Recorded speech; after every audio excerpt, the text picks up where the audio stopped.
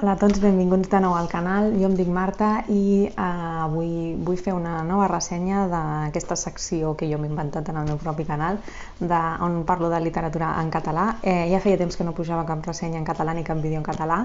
Em sap greu, però a vegades si l'obra està traduïda al castellà em sap greu no fer-la en castellà perquè la pugui veure tothom, tot i que jo crec que el català és molt comprensible, però bueno. Avui us vinc a parlar d'un llibre que he llegit ara al juliol.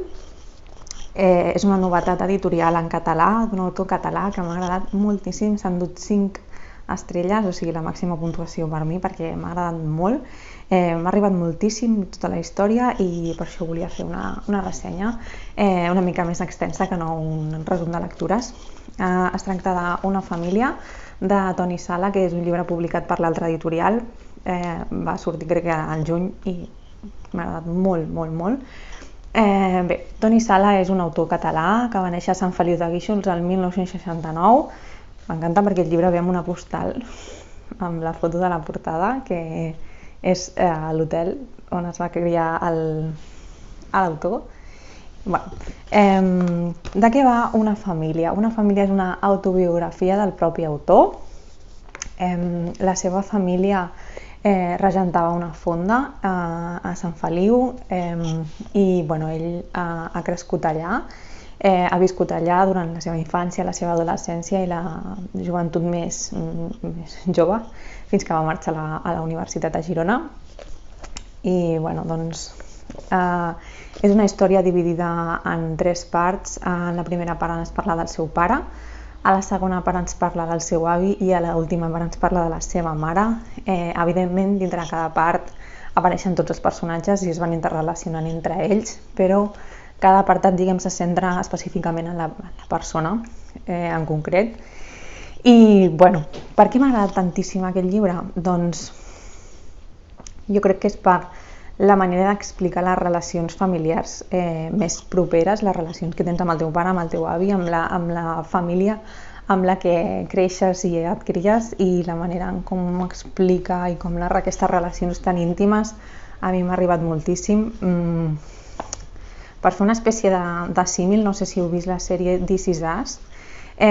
Jo no l'havia vist i de fet ni l'he acabat, però l'amiga que me la va recomanar em va dir que li arribava tant aquesta sèrie perquè narrava les relacions familiars més properes, explicades d'una manera molt propera i molt, molt intensa, i jo crec que a mi em passa igual amb aquesta novel·la, que la manera com explica les relacions familiars és molt intensa, molt propera, molt real, i jo crec que això és el que fa que sigui tan especial.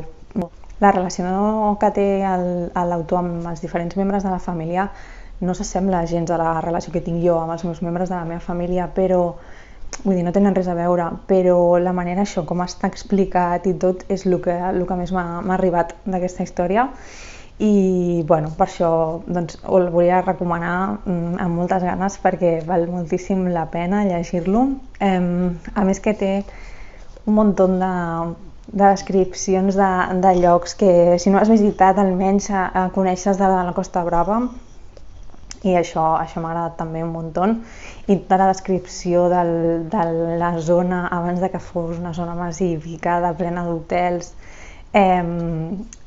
com era la vida de poble, com s'omplia de turistes a l'estiu. Això segueix passant, no? Però ara passa d'una manera molt més massificada.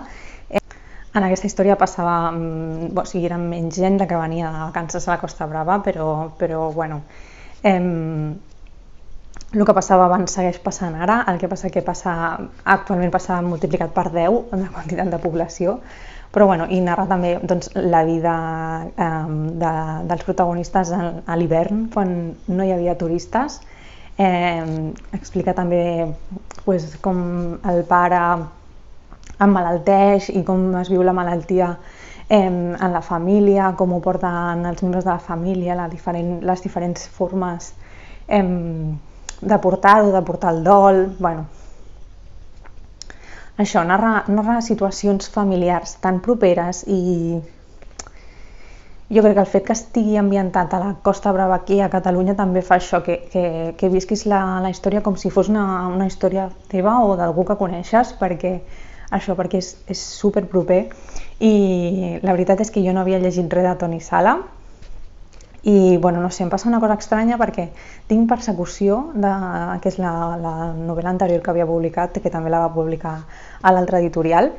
El tinc a casa des de fa temps i no m'he atrevit encara a llegir-lo. I ara em dóna la sensació que després d'haver llegit l'autobiografia conec tan profundament a l'autor, i això que ni el conec en persona ni res, però em dóna la sensació de conèixer-lo tan profundament que ara crec que puc llegir Persecució sense por. No sé si té algun sentit el que estic explicant, però em dóna aquesta sensació i llavors ara tinc moltes ganes de llegir Persecució perquè crec que també m'agradarà.